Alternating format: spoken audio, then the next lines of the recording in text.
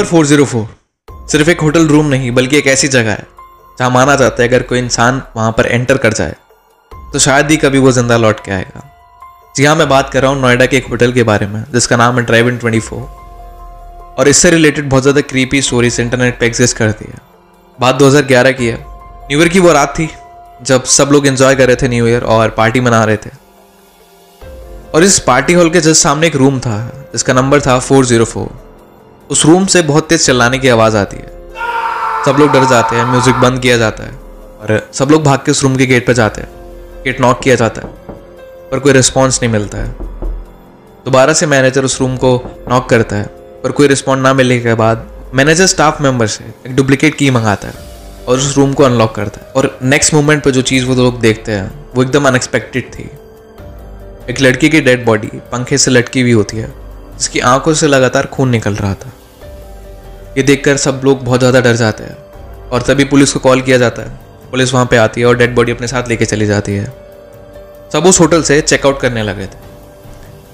मानो सबका new year तो खराब सा हो गया था। एक लड़की जो अपने जॉब के काम से नोएडा आई हुई थी, उस लड़की की जान चली जाती है। इसी इंसिडेंट के कुछ दिन बाद एक लड़का जिसका नाम विक्रम होता है, वो अपने बिजनेस डील से रिलेटेड नोएडा आया हुआ होता है और विक्रम इस रूम में चेक इन करता है। ये बोलता है कि मेरे को अर्जेंटली एक रूम चाहिए। मैनेजर विक्रम से बोलता है कि सर अभी कोई भी रूम वैकेंट नहीं है, सॉरी हम आपकी मदद नहीं कर सकते। तो विक्रम बहुत ज़्यादा रिक्वेस्ट करता है तो मैनेजर उससे बोलता है कि हमारे होटल में एक रूम वैकेंट है, आप चाहें तो उसमें सामान रख सकते हैं। विक्रम उस चीज़ के लिए रेडी हो जाता है क्योंकि आसपास उसको कोई रूम मिल नहीं रहा होता है। 404 रूम ही अलॉट होता है और वो उस इंसिडेंट से अनजान था जो आज से करीब कुछ महीनों पहले हुआ था। और विक्रम उस रूम में एंटर करता है। एंटर करने के बाद विक्रम को वहाँ का एनवायरनमेंट कुछ ठीक नहीं लगता है। उसका मन बेचैन होने लगता है और उसको स्वेटिंग स्टार्ट हो जाती है। सामान वगैरह रखने के बाद विक्रम वॉशरूम में जाता है और देखता है कि वहाँ की टैप जो है वो ऑन है। उससे लगातार पानी निकल रहा होता है। उसको लगा कोई खुला छोड़ गया होगा तो उसने उस टैप को बंद कर दिया और अपना फेस वॉश करने लगा। फेस वॉश करने के बाद जब वो मिरर में देखता है तो वापस से वो टैप ऑन हो जाती है। विक्रम यहाँ पर डर जाता है और उसको लगता है कि शायद ये टैप ख़राब है जो बार बार खुल जाती है। उसको इग्नोर करने के बाद विक्रम वॉशरूम से बाहर आता है और वो बेड पर बैठ जाता है। वो अपनी ईमेल चेक कर रहा होता है। अभी फ़ोन चलाते हुए उसको लगता है कि शायद उसको कोई देख रहा है। तभी वो वॉशरूम के गेट की तरफ नज़र करता है तो वहाँ पर कोई नहीं होता। उसको लगता है कि शायद ये मेरे मन का वहम है। विक्रम थक चुका था, बेड पर लेट जाता है और अपनी आंखें बंद कर लेता है। तभी उसको फील होता है कि शायद उसका कोई पैर टच कर रहा है। विक्रम उठ के देखता है तो वहाँ पर कोई भी नहीं होता। अब विक्रम को लगने लगा था कि यहाँ पर कुछ ठीक नहीं है, पर विक्रम कुछ कर नहीं सकता था। उसने ब्लैंकेट उठाया और उसको ओढ़ लिया। चीज़ इग्नोर करने के बाद वो सो गया। रात के 2 बज रहे थे जब विक्रम ये महसूस करता है कि उसका ब्लैंकेट कोई खींच रहा है और वह धीरे धीरे उसकी आधी बॉडी से नीचे जा चुका है। ये चीज़ देखकर विक्रम बहुत ज़्यादा डर जाता है और खड़ा हो जाता है। तभी देखता है कि रूम में कोई भी नहीं है।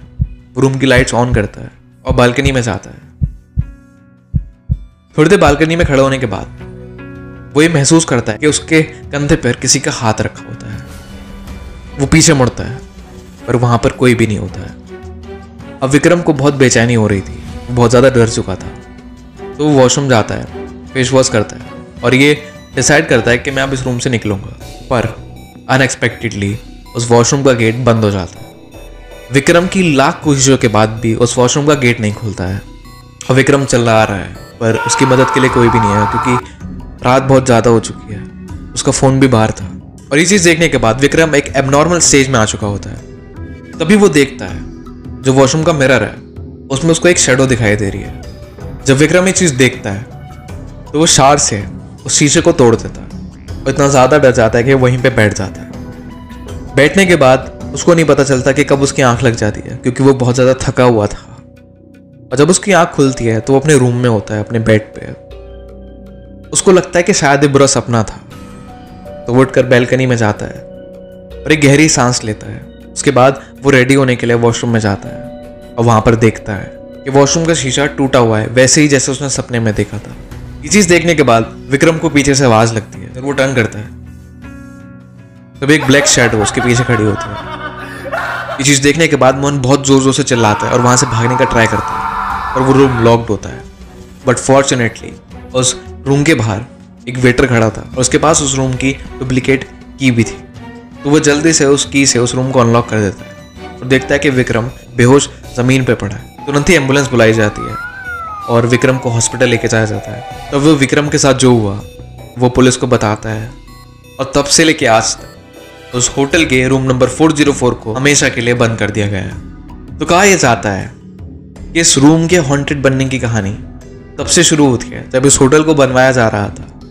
तो जिस जगह रूम नंबर 404 है, यहाँ पर एक मजदूर काम कर रहा था और उसके सर पर एक भारी पत्थर गिर जाता है जिसकी वजह से उसकी डेथ हो जाती है। हाईलाइट्स में ना आए इसलिए जो होटल के ओनर होते हैं वो उस मजदूर को उसी जगह दफना देते हैं जिस जगह उसकी डेथ होती है। और तब से लेके आज तक वो मजदूर की आत्मा उस होटल को हॉन्ट कर रही है। तो अगर आपको ये वीडियो थोड़ी सी भी अच्छी लगी हो तो इस वीडियो को लाइक कर देना और चैनल को सब्सक्राइब कर लेना।